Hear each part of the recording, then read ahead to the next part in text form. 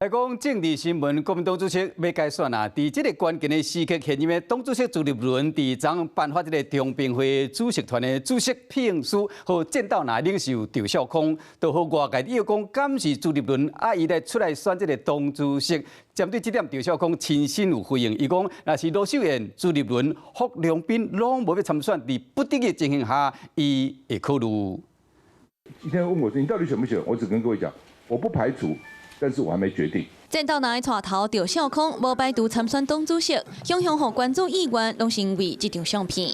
镜头前甲现任的国民党主席朱立伦欢喜来翕相，测试颁发中评会主席团主席聘书，互外界解读朱立伦想要甲考坑。卢秀燕第一，第二朱立伦，第三郝龙斌。如果都不行，都有问题的时候呢，非到不得已，真的到不得已，我说我可以考虑。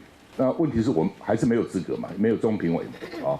那朱立伦就说他会妥善处理。赵少康坦白讲，就算资格无符合，朱立伦嘛挂保证会当到3天。不过最近接互人讲的，还有前台北市长霍良斌。他应该是有意愿要选吧，我在想啊，只是可能还没有宣布吧。吃了饭啊，最后被写成说是逼宫吗？据我所知，他并不是说他就是要选的，为什么要透过这样子的一个各种的？ 放话呢？那已经表态参选的郑丽文是真拍拼，争取军系甲地方的支持。可能对手霍良斌、张亚中嘛拢有军系朋友。郭定也是积极咧计划，东开之争等咧上演。Hello， 我是陈雅玲。想要抢先掌握最及时的新闻资讯吗？赶快订阅、按赞、开启小铃铛，锁定华视新闻 YouTube 频道。